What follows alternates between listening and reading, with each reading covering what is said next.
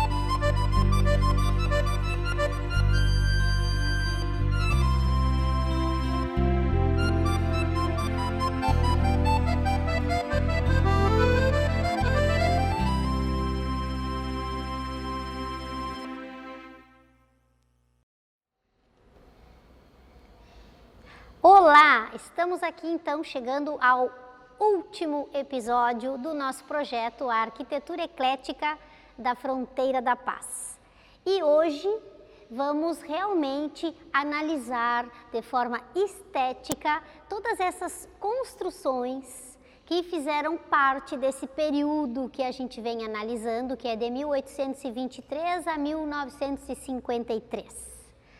Hoje, especificamente, vamos iniciar com a arquitetura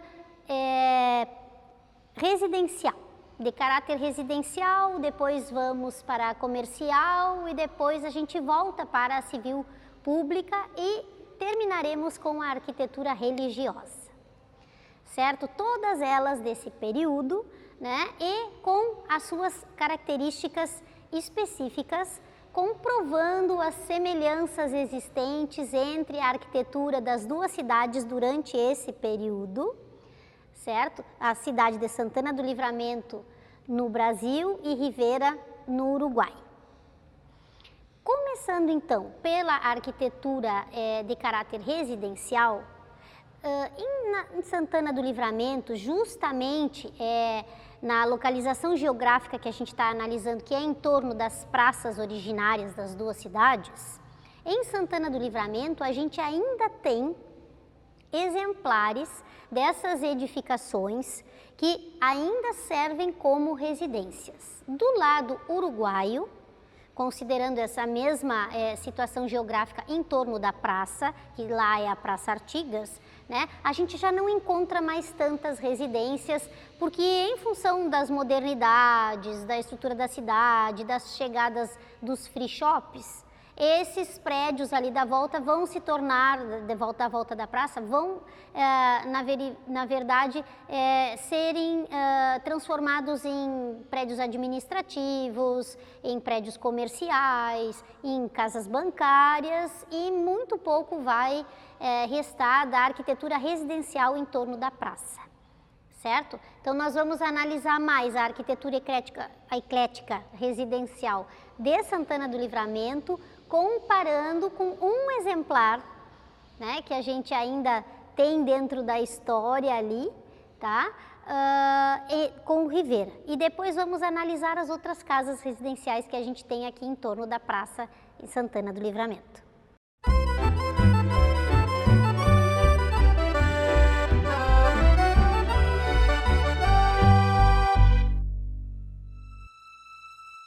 Vamos iniciar então com a casa, a arquitetura da casa que pertence à família Troglia, certo? Que tem a sua volumetria, né, retangular. Então, voltando a explicar o que é volumetria, que a gente já falou, mas vá que alguém não tenha visto o episódio anterior, né? É o espaço ocupado pela construção da casa. Então, se eu passo uma linha em torno do que tem de área construída da fachada da casa, né, ela me dá a sensação de um retângulo, né? Então, nessa casa, ela me dá essa sensação visual, né? Então ela tem volumetria retangular, ela está alinhada à calçada, então a gente chama de autoportante, né? Ou seja, eu saio da porta diretamente na calçada, não tem nenhum recuo, não tem nenhum pátio na frente, né? A porta já abre e já dá diretamente na calçada, certo? E a porta dela, né, está mais na lateral, ela não está bem centralizada. A casa ocupa totalmente o terreno, todo, não tem pátios laterais, nada, a construção ocupa toda a extensão do terreno. E o frontão, ele faz parte, o frontão da casa, né, ele está presente na platibanda, na parte de cima que esconde o telhado, ele está presente na platibanda. Tá? É um frontão que centraliza não, um frontão que está na unidade partida da porta. Tá? A casa poderia ser tripartida, que nem a gente comentou sobre o prédio da prefeitura, né? Mas ela termina não sendo porque teve o espaço da garagem, né? Que vocês vão ver nas imagens, que tira essa sensação de 3 partes exatamente iguais. Tá? Então essa porta, ela é colocada mais para a lateral, né? Acima dela, então, a gente vai ter na platibanda um frontão, que ele vai ser um frontão recortado, certo? Com linhas côncavas, citando o estilo barroco, né? De curvas e contracurvas. Toda a fachada é de cimento penteado e possui um rusticado fazendo referência ao Renascimento italiano. O que é o rusticado? O rusticado é aquela sensação de que parece que tem linhas de pedras, linhas que riscam toda a fachada e que dão aquela sensação de que parece que são pedras, uma sobre a outra, mas na verdade é só o rusticado, deixando o rústico como imitação de pedra. A coroação das aberturas vai mesclar linhas sinuosas com beirais de cornijas clássicas. Possui, junto às portas, janelas e balcões em mármore com balaústre. A porta principal é em 2 folhas almofadadas e as janelas também são em 2 folhas, abrindo em gelosia com caixilhos até 2/3 do tamanho total. As folhas externas abrem em movimento camarão. O que é o movimento camarão? O movimento camarão é que em vez dela abrir assim, como em gelosia, como a porta principal, ela vai abrir assim e ele vai ter aquela quebrinha, né? Tá inteira, aí dobra aqui, abriu. Possui um porão que provoca um pequeno vestíbulo na porta de entrada.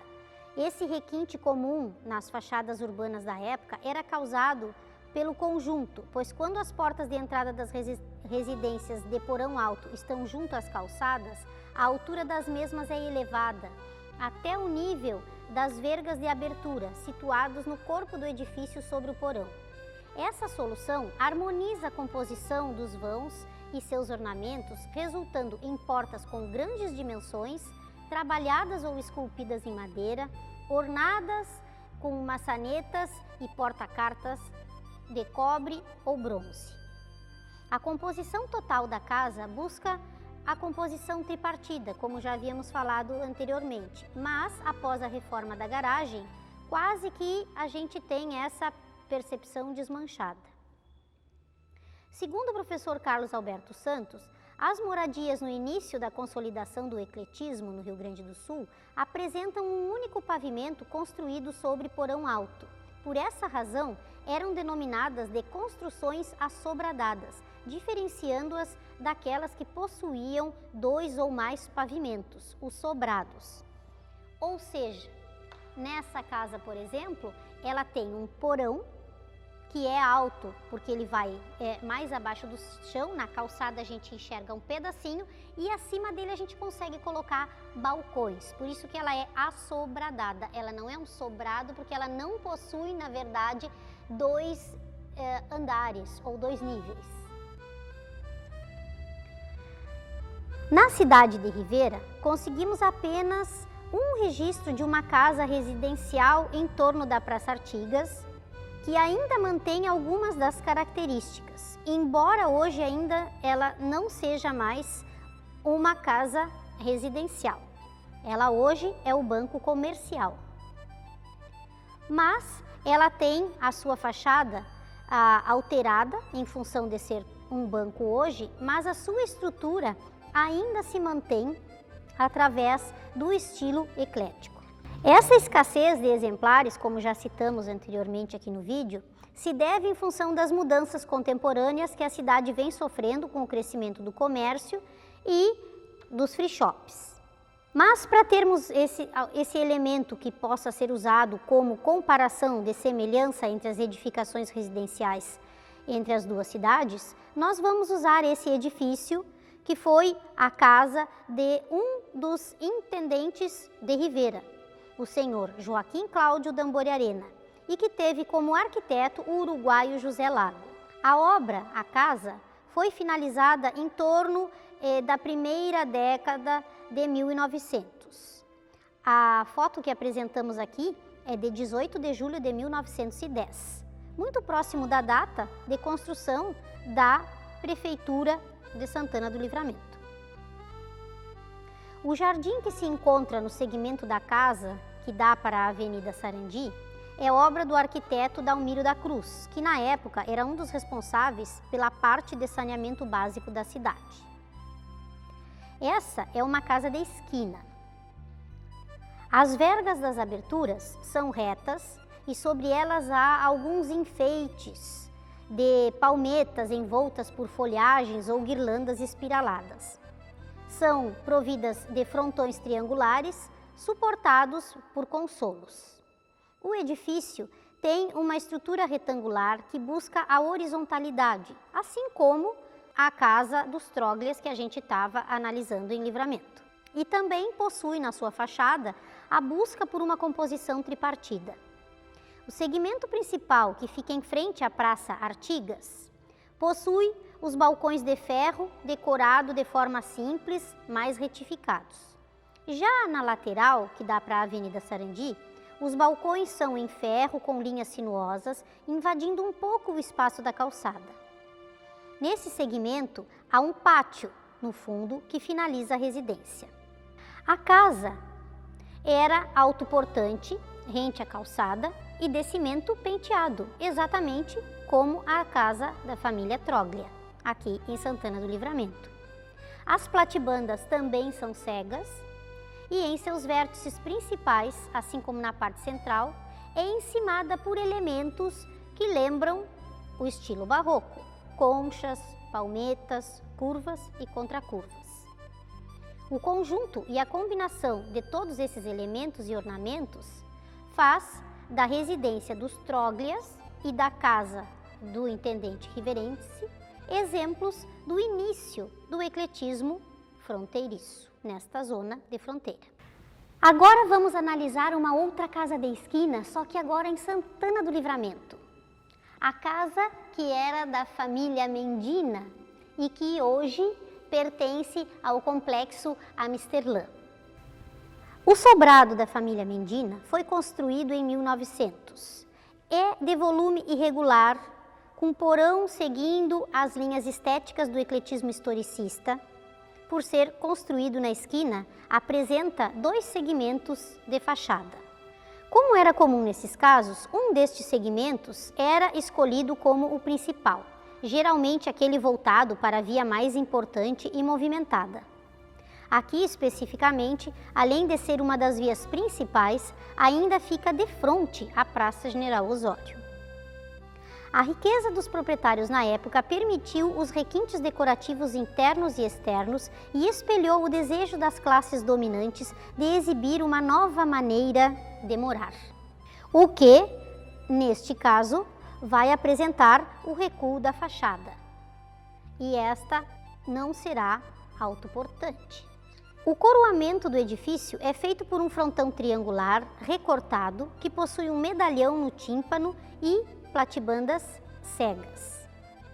Uma coisa muito comum que vocês estão vendo é que na maioria das casas aqui em Santana do Livramento que eram residenciais, as platibandas eram cegas, ou seja, não eram vazadas, a gente não conseguia ver por nenhum pedacinho o telhado. Possui sacada e balcões estruturados em linhas curvas e sinuosas, como as das fachadas barrocas. Os parapeitos são em ferro decorado. A construção é recuada da linha da calçada, apresentando um pequeno jardim. O acesso ao interior da moradia é através do portão de ferro e da escadaria que leva à varanda circular, sustentadas por colunas de fuste liso e capitel com volutas duplas, citando o estilo jônico.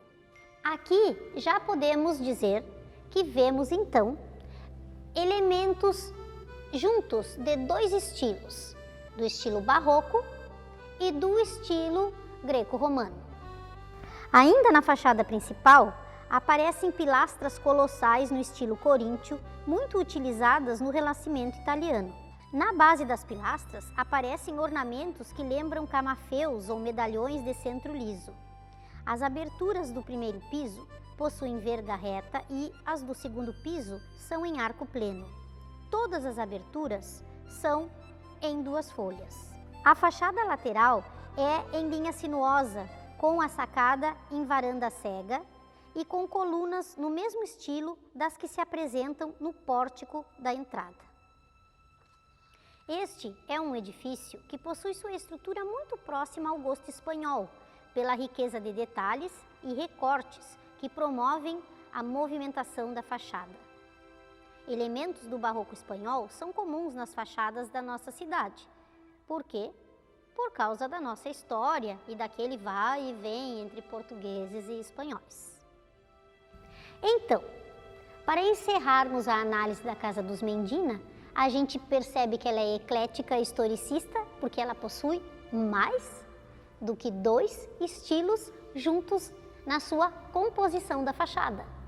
Nós vamos ter o estilo barroco sendo citado, o greco-romano, o renascentista e, além desses, um pouquinho do barroco espanhol também.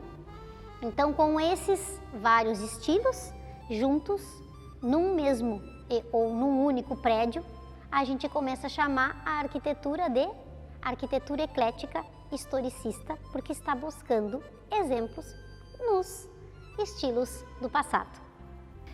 Como já vimos, vamos ter muita essa arquitetura eclética da Fronteira da Paz misturada. Por exemplo, o estilo do barroco espanhol, ele vai estar muito forte em Santana do Livramento, exatamente por aquela história que a gente contou lá nos primeiros episódios, daquele vai e vem e daquele monte de tratados dessa região aqui. Por exemplo, temos então aqui a casa, ou melhor, o sobrado que pertenceu a Jacques Rossat. Também de esquina, assim como a Casa dos Mendina, mas já mais próximo à igreja, tem um dos seus segmentos de frente para a mesma praça, Praça General Osório, e o outro está de frente para a igreja matriz. Encontramos o telhado com beirais salientes, interrompidos por frontões de linhas curvas e volutas. Aqui nessa casa não temos platibandas. O telhado está no estilo colonial. Sob o frontão lateral, a pequena janela é ladeada por colunelos espiralados e coroado por uma moldura impregnada de curvas e contracurvas. A varanda de acesso ao interior da residência e a sacada são em arco pleno, coisa muito romana, sustentadas por colunas de fustes lisos, grossos, como as do estilo românico medieval, e com alguns capitéis retificados. Há uma diversidade de estilos nesse sobrado, pois ele é praticamente neocolonial. Existem ornamentos estruturais neocoloniais, como o telhado e as telhas francesas. Os recortes na estrutura da fachada, os balaústres e o paravento, o vestíbulo de madeira e vidro, parecem ser, de certa maneira, inspirados nos muxarabes árabes, que permitiam a visão apenas do interior para o exterior, sem que no interior as pessoas possam ser observadas. Essa construção, ela é de 1937 e teve como arquiteto o inglês Paul Groenberg Elton. Na verdade, ela está atualmente dividida em duas casas. Era uma só, hoje são duas. Na sua extensão, seguindo o segmento que dá de frente para a praça, hoje pertence à família Brenner. Podemos sugerir empiricamente, porque não conseguimos encontrar dados oficiais, que essa casa possui o telhado em duas águas com telhas francesas e pelo arco abatido das aberturas, que era anterior ao restante do prédio, ou então poderia ainda ser um edifício de comércio que pertencesse ao mesmo proprietário. Talvez o sobrado e os elementos decorativos tenham sido realizados posteriormente à primeira estrutura da casa já existente. Nada disso que eu estou dizendo posso afirmar com certeza, porque não conseguimos registros históricos oficiais, mas analisando esteticamente, podemos perceber que é bem provável que tenha sido assim. Seguindo o entorno da praça, temos também a casa que fica ao lado da prefeitura. Essa casa, ela foi construída mais para o final da década de 1940. É uma casa de residência. Ela apresenta na fachada uma conjugação de parede lisa com o rusticado, que no pavimento superior pertence também às pilastras. O edifício, como a Casa dos Troglias, é um edifício autoportante com fachada retangular e composição tripartida, elementos que se repetem dentro da composição do ecletismo histórico, seguindo essas linhas estéticas. Enriquecido pela combinação de elementos retificados e florais. Possui pilastras de fuste rusticado sem capitel. Junto à porta, que é uma porta-janela, existem balcões de ferro e bronze, apresentam pequenas colunas de ordem toscana, que são ordens de arquitetura romana, com fuste liso e o capitel referenciando ao estilo dórico, grego. O coroamento do edifício é feito por uma platibanda cega. Olha aí de novo, casa residencial, platibanda cega. Acima da porta há um vitrô redondo, quase como uma rosácea, muito usada nas igrejas góticas medievais. Há um sensível jogo de luz pela oposição dos cheios e vazados, que provoca uma animação da fachada e uma sensação de monumentalidade. Tudo isso somado às guirlandas no estilo Adam, emoldurando as janelas, as guirlandas de folhagem espiraladas com pequenos medalhões que se encontram na arquitrave, o uso de cornijas e consolos dão representatividade, então, ao estilo eclético. Considerando os elementos funcionais, compositivos e ornamentais estudados nas composições das fachadas selecionadas, podemos dizer que tanto a simetria como a assimetria foram praticadas. Foram incluídos elementos de decoração com linhas curvas e sinuosas, inspiradas algumas na flora, que está presente no estilo Art Nouveau. As linhas sinuosas e curvas seguem através das telhas francesas, dos beirais salientes. As fachadas movimentadas, que existem nas esquinas, e seus frontões vão ser definidos por linhas curvas e contracurvas, volutas e fustes salomônicos, explicitando alguns momentos do barroco.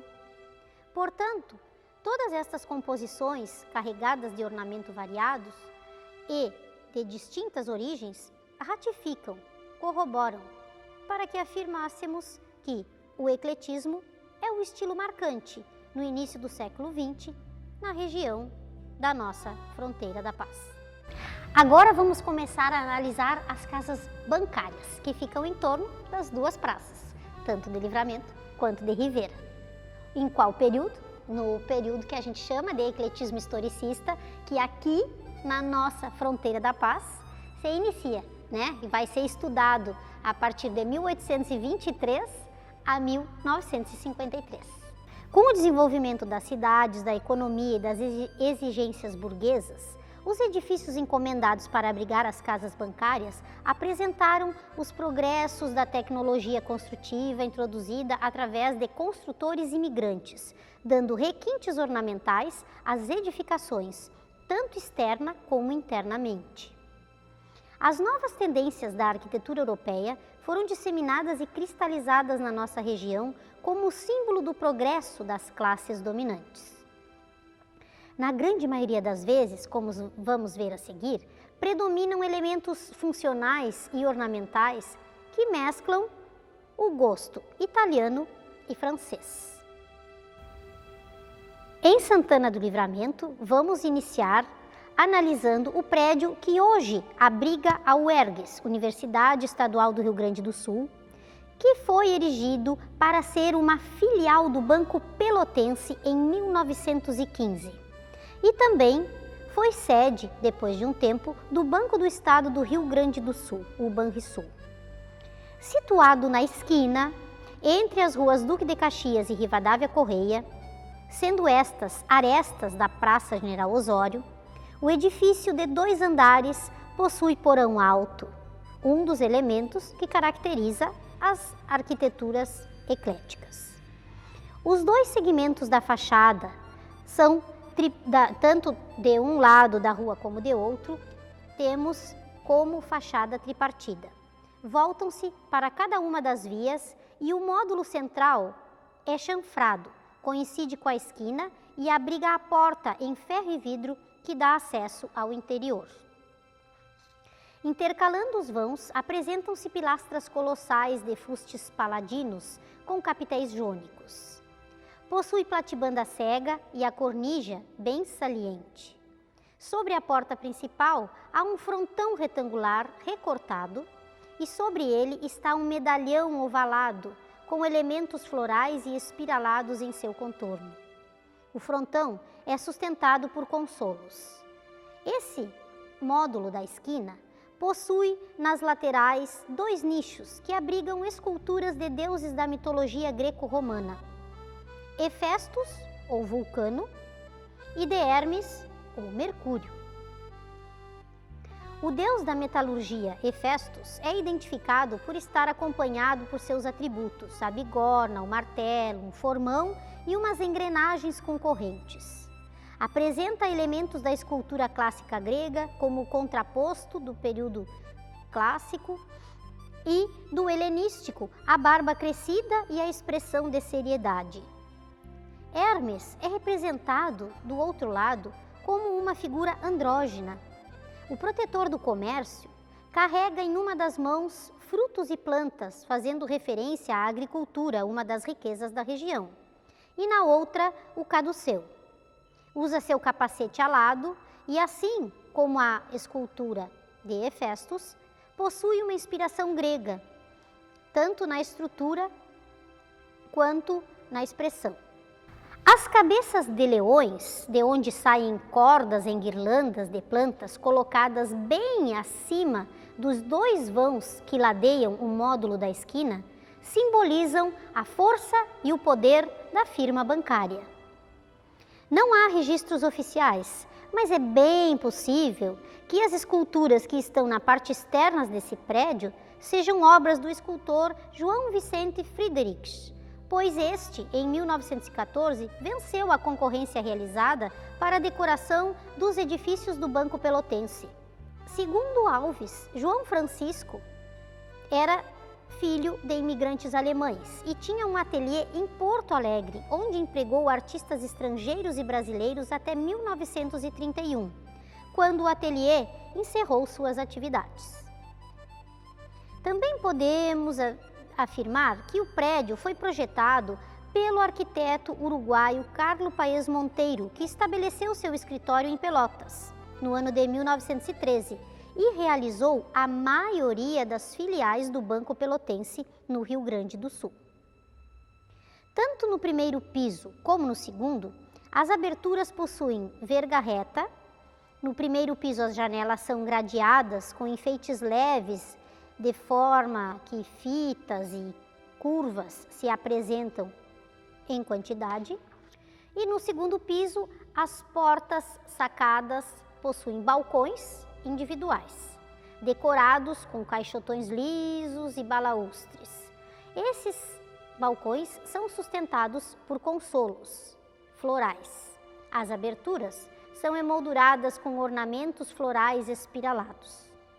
E em 1943, então, o Banco do Brasil abre suas portas em Santana do Livramento, onde? Na outra esquina, na esquina oposta à do Banco Pelotense.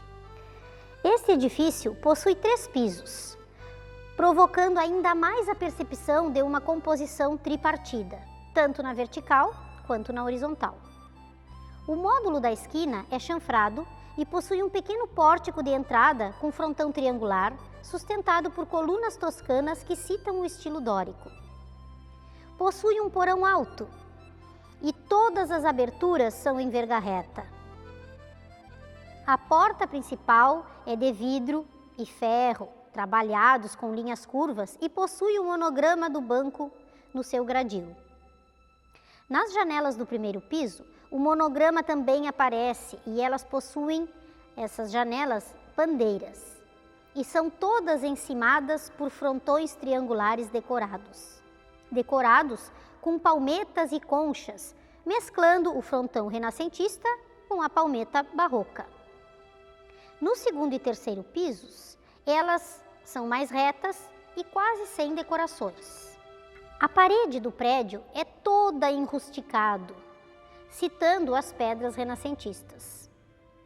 No módulo que fica de frente para a Praça General Osório, há colunas toscanas de fuste arredondado separando os vãos, e no outro lado, que fica para a Rua dos Andradas, as colunas possuem os fustes e os capitéis e as bases retificados.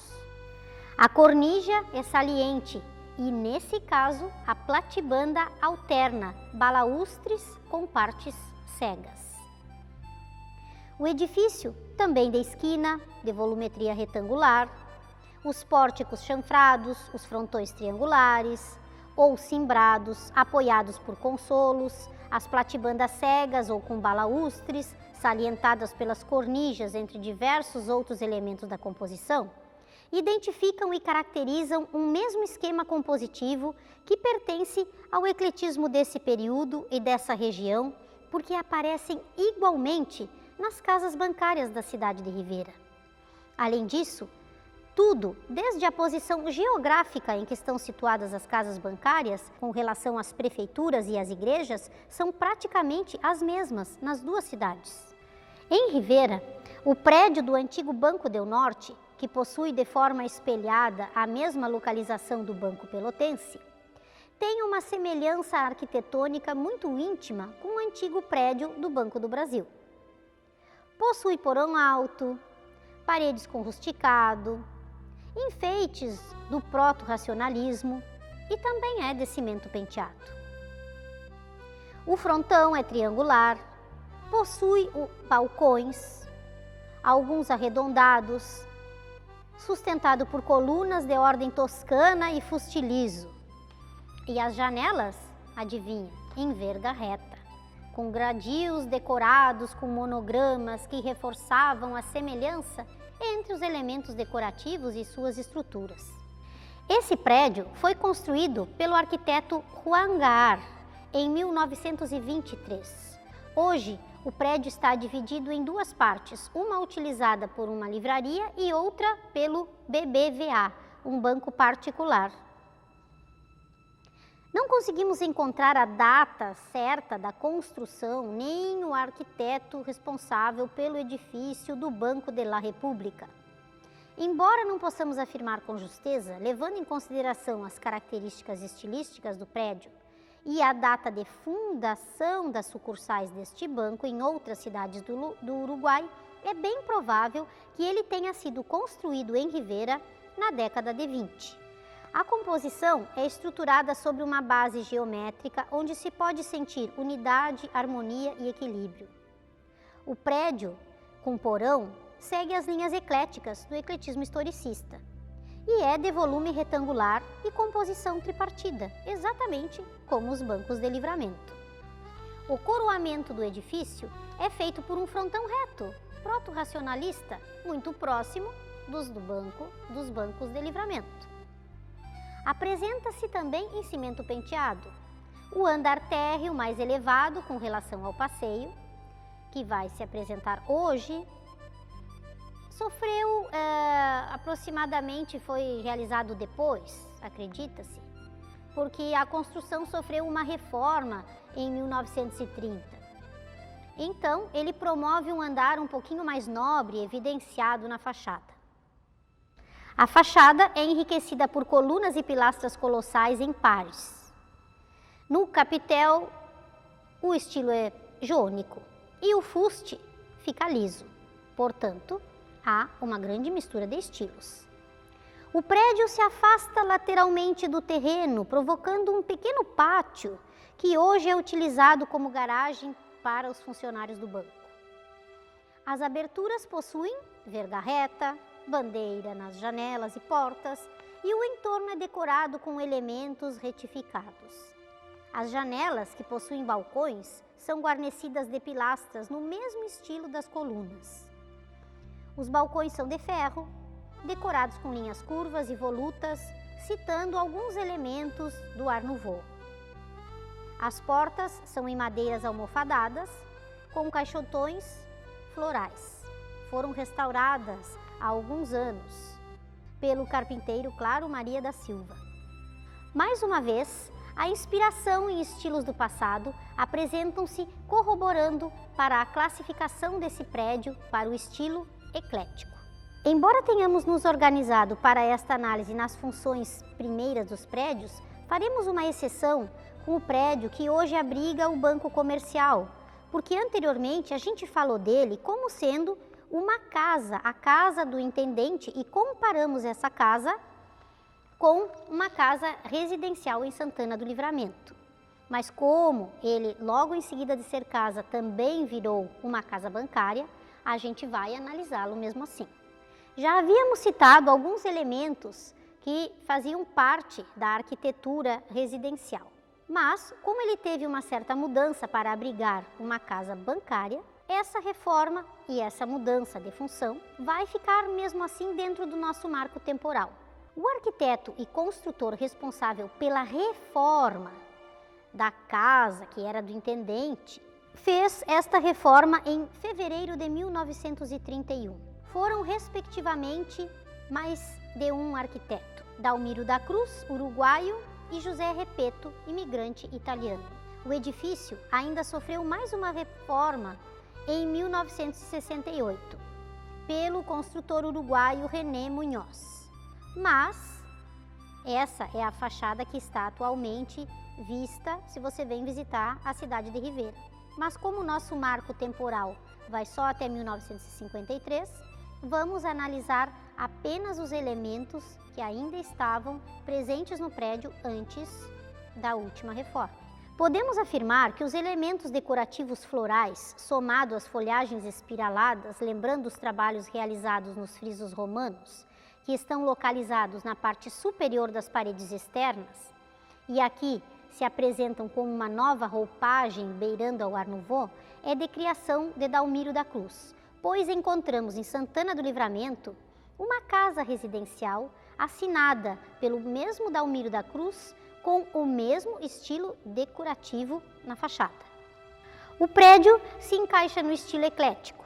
Mantém o porão original, a fachada lateral possui composição tripartida, que na verdade tem a sua origem no classicismo, mas por ser misturada com outros estilos termina fazendo parte do ecletismo. Estas vão ter aberturas em verga reta, nas extremidades, existem janelas em arco pleno. No centro temos alguns módulos que vão ficar de frente com a Avenida Sarandi, com janelas em arco pleno romano. O pátio, que afasta lateralmente e o fundo do edifício do terreno, apresenta um módulo com fachada bem movimentada, curva, que avança em parte do jardim e é acompanhada por outro mais retificado em 2 pavimentos que se impõe quase como um sobrado. No módulo em curva aparecem pilastras de fuste arredondado e capitel floral, citando os capitéis bizantinos. Nos vãos, definidos pelas pilastras, temos janelas em arco romano. No outro módulo, as paredes são rusticadas, com pilastras e fustes retificados e capitéis que lembram a ordem compósita romana. A platibanda que acompanha o módulo é cega, porém, aqui está, no terceiro plano, aparece como um telhado de telhas francesas em 4 águas e não possui platibanda, referenciando o estilo neocolonial. A varanda que está no sobrado apresenta-se no módulo que fica localizado em segundo plano. Possui um parapeito de ferro decorado com linhas curvas simples. Já o balcão, também em ferro, tem uma decoração bem floral, citando muito o Art Nouveau. É óbvio que toda essa miscelânea de estilos, que vai além do ecletismo, a que nos reportamos, também tem uma causa, a intervenção de mais de um arquiteto, com nacionalidades, estilos e épocas diferentes. Mas acreditamos que a maior parte da fachada foi feita ao gosto eclético de Dalmiro da Cruz, pela evidência que se apresenta também em uma casa residencial em Santana do Livramento. Encerramos com este prédio o item em que analisamos as casas bancárias, exatamente porque encontramos não só semelhanças entre a estrutura e os elementos decorativos, mas também com relação à data das construções e a descoberta de arquitetos em comum entre as duas cidades, o que para nós corrobora com a ideia de que o ecletismo que encontramos em Livramento e Rivera é realmente ímpar, uma fronteira irmã até mesmo no que se refere ao patrimônio histórico edificado. Agora iniciaremos a análise das arquiteturas de ordem religiosa, as nossas igrejas, porque, como a gente já disse em outros episódios, somos, tanto Santana do Livramento quanto Rivera, cidades de capela, constituídas em torno das igrejas. Durante o período que estamos estudando, percebemos nos edifícios das igrejas, em Santana do Livramento a Igreja Matriz e em Rivera a Imaculada Concepción, uma evolução arquitetônica, pois tanto uma como a outra sofreram reformas e alterações nas suas fachadas, definindo, a partir dessas características e ornamentos que se enquadram dentro do ecletismo de historicismo tipológico, que já foi referenciado anteriormente e que, segundo Luciano Pateta, promove um reencontro de características medievais, renascentistas e barrocas. Este encontro auxilia a promoção de traços místicos, elegantes e comoventes, muitas vezes em função também da sua decoração interna. A primeira fachada da Igreja Matriz de Santana possuía características do período colonial luso-brasileiro, com uma aparência caiada, a torre situada na parte lateral em relação ao prédio principal. O frontão era triangular e a torre de base quadrangular com um torreão. Sobre a porta principal tinha-se um vitral arredondado. Esse edifício, como a gente já falou, foi erguido em 1823, tendo como engenheiro responsável o coronel Francisco Antônio Olinto. Na fachada da porta em arco romano e as pilastras com capitel do estilo dórico já demonstravam uma pequena vocação eclética na estrutura do prédio. Em 1918, a construção da nova matriz teve como arquiteto um uruguaio, O Diego. Sim, não é O Diego, é O Diego tudo junto. A reforma foi feita aos poucos pela escassez de material e recursos, sendo paralisada diversas vezes e só ficou completamente pronta em 1944. Em 1922, foi concluída a nave lateral esquerda. Em 1925, a igreja foi concluída internamente, dando início da sacristia ao fundo. Em 1942 foi inaugurado o altar-mor, trabalho executado pelo Atelier Alois, da capital do estado. Alguns meses depois, se inaugurou o altar do Sagrado Coração de Jesus, confeccionado pela firma Floriani e Companhia, também de Porto Alegre. O que é uma nave numa igreja? Será que uma nave é uma nave espacial que entra voando? Não! Uma nave é um espaço direcional que me leva até o altar central. Ele pode ser único ou ele pode ser em cruz, né? Que é o caso da nossa igreja matriz, que ela tem entrada pelos dois lados, então ela forma nave em cruz. O que acontece, que a gente falou, é que a primeira a ser construída foi a da esquerda e depois se terminou com a da direita. A nova igreja possui na fachada um portal em arco pleno com arquivoltas e colunelos compósitos, de capitel coríntio, com seus brotos de plantas chamadas cogulhos, que se enrolam como as folhas recurvadas das samambaias. Todas as aberturas do primeiro piso vão manter esses elementos decorativos. A porta é em duas folhas, almofadada e com uma bandeira em arco romano em vitral. O arco pleno do portal da fachada a gente pode caracterizar como quase que uma cópia do que se fazia na Idade Média, no período românico. A forma triangular do prédio anterior foi mantida na parte superior do portal, através de uma empena, muito comum no período gótico, fazendo às vezes de uma glabete. Acima desta está uma rosácea. As paredes são de pedra, possui porão alto, seguindo a linha do ecletismo da época, e a estrutura do prédio é autoportante. Nas paredes laterais da nave central, acima dos telhados das naves laterais, escondidos por platibandas cegas, as janelas são com óculos de vidro colorido e em arco pleno, mesclando o românico e o gótico. Como assim, janela com óculos? Óculos esses? Não, a gente chama janela com óculos toda aquela janela que tem o seu formato bem redondinho. E no caso, né, do período medieval, a gente vai ter 3 óculos, na maioria das vezes, no formato da janela. A nave central possui uma torre pontiaguda com um pináculo e com o campanário também em arco pleno. A residência do pároco, na época, ficava ao fundo e foi rebocada para ser finalizada em 1944, juntamente com a reinauguração da igreja. Em Rivera, a Catedral Imaculada Concepción atualmente é um prédio de composição tripartida e paredes com rusticado. Possui também 3 naves e torre central, mantendo assim a mesma composição da Matriz de Santana, ou melhor, da igreja aqui de Santana depois da sua reforma. As aberturas da Imaculada Concepción são com ombreiras ornadas em linhas sinuosas e cartelas. São também em arco pleno, sustentadas por pilastras toscanas. Cornijas salientes separam os pisos do edifício, cuja nave central é mais alta, assim como na Igreja Matriz de Santana.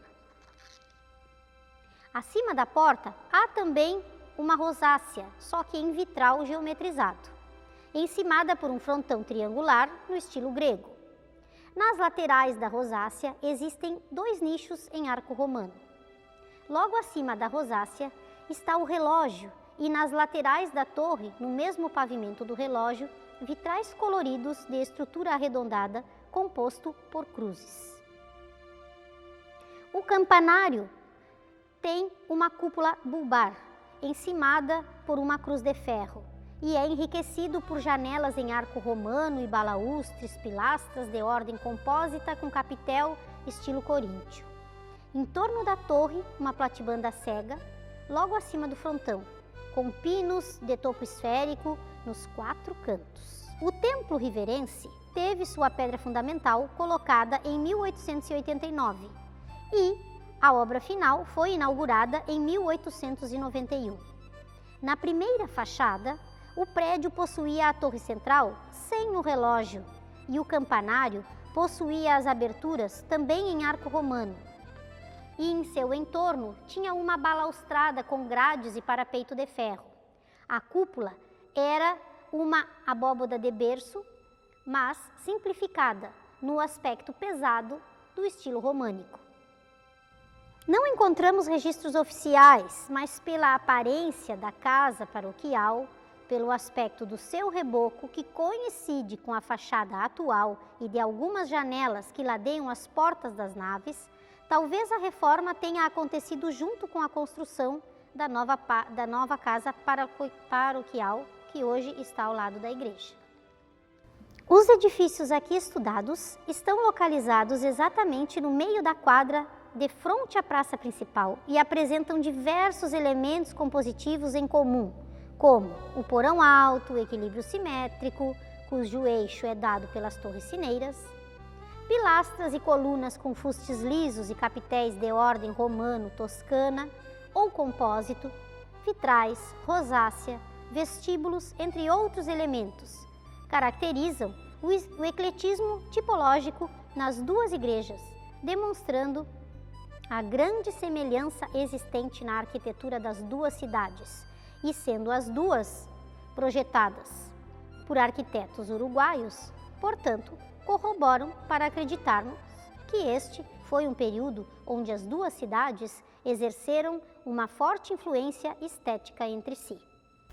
A partir de agora, vamos apresentar as nossas conclusões a respeito das semelhanças e diferenças na arquitetura eclética da Fronteira da Paz.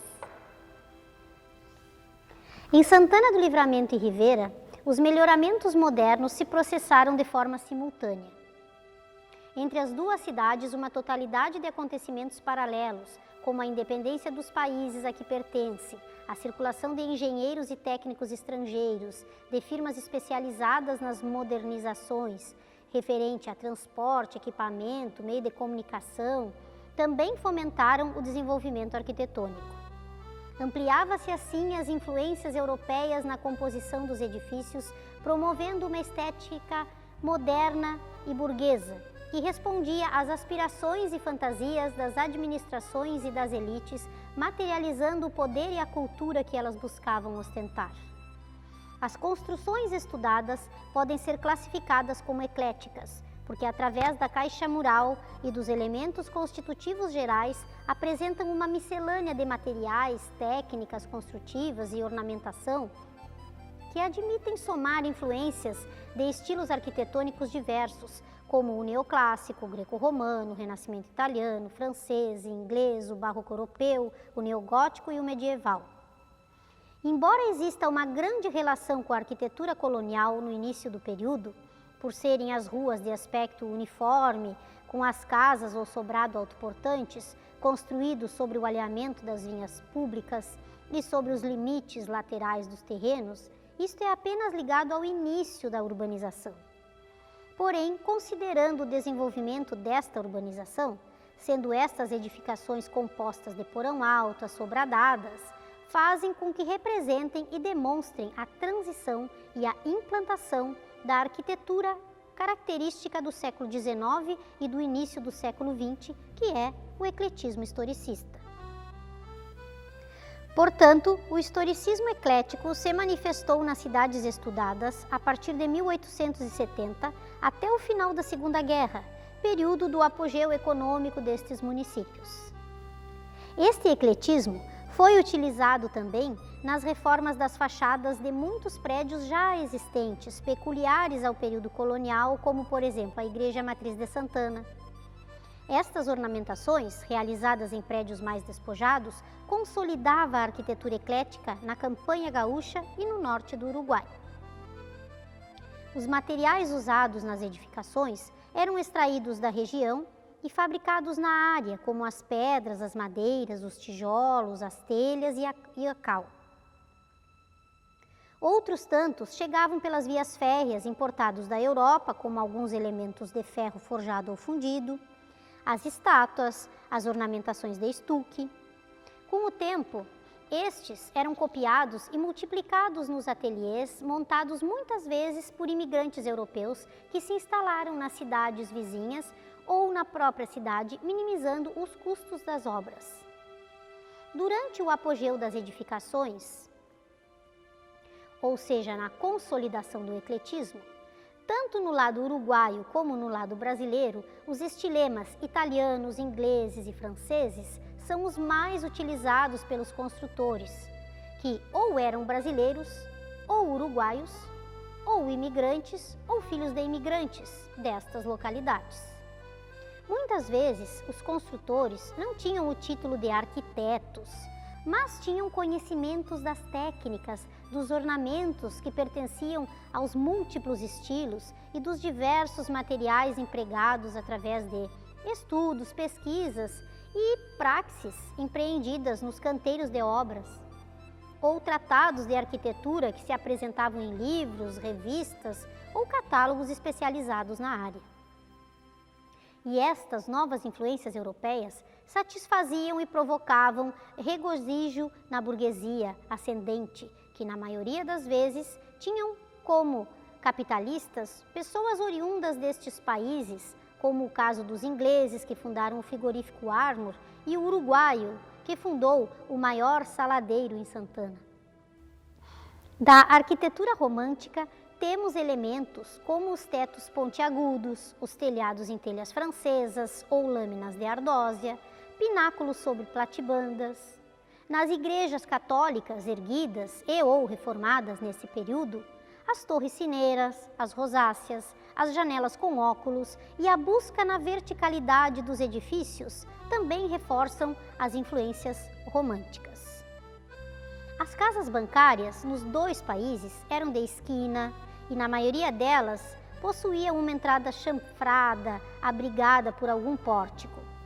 As pilastras e colunas colossais inspiradas nas ordens gregas davam imponência às fachadas. As aberturas eram em verga reta ou em arco de meia circunferência, todas elas com bandeiras.